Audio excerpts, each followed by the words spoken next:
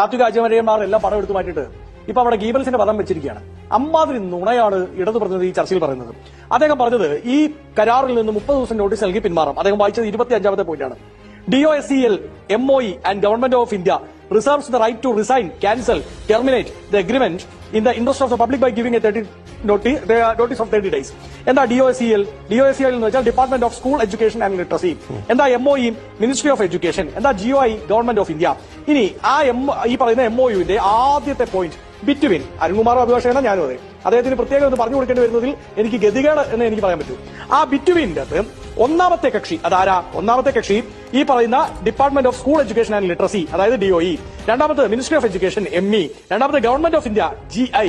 അതായത് ഫസ്റ്റ് പാർട്ടിക്ക് മാത്രമാണ് ഇതിൽ നിന്ന് പിന്മാറാൻ പറ്റുക. ആൻഡ് എന്ന് പറയുന്ന സെക്കൻഡ് ക്ലോസ് ഉണ്ട് പ്രേക്ഷകർക്ക് വേണ്ടിയാ. Government of Kerala through the secretary in the department of general education, അതായത് doctor Vasuki. Government of Kerala having its office room number 43 and some other things. എന്തു ആയിക്കോട്ടെ, സെക്കൻഡ് പാർട്ടിയാണ് ഗവൺമെന്റ് ഓഫ് കേരള. അപ്പൊ സെക്കൻഡ് പാർട്ടിയായ ഗവൺമെന്റ് ഓഫ് കേരളയ്ക്ക് പിന്മാറാമെന്ന് 30 ഡേയ്സ് നോട്ടീസിൽ പിന്മാറാമെന്ന് ഏതെങ്കിലും ഒരു പോയിന്റിൽ ഈ MOUവിന്റെ അത് കാണിക്കുന്നുണ്ടെങ്കിൽ ഇടതു പ്രതിനിധിയെ ചൂണ്ടിക്കാണിച്ചാൽ ഈ ചർച്ചയിൽ ഇനി എനിക്കൊരു അവസരമേ വേണ്ട. ഒന്ന്. രണ്ട്, ഇടതു പ്രതിനിധിയോട് ചോദിക്കാനുള്ള പ്രധാനപ്പെട്ട ചോദ്യം, എന്താ നിങ്ങളുടെ നിലപാട്?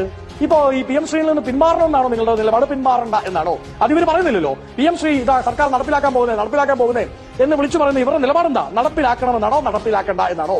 നടപ്പിലാക്കണമെന്നാണെങ്കിൽ ഓക്കെ, നിങ്ങൾ ഏർപ്പെട്ട ഒരു എഗ്രിമെന്റ് പ്രകാരം നമുക്കത് നടപ്പിലാക്കേണ്ടി വരുന്ന ബാധ്യതയുണ്ട്, നമ്മളത് നടപ്പിലാക്കും. പക്ഷെ അങ്ങനെ നടപ്പിലാക്കുമ്പോഴും നമ്മൾ ചില കണ്ടീഷൻസ് മുമ്പോട്ട് വെക്കുകയാണ്.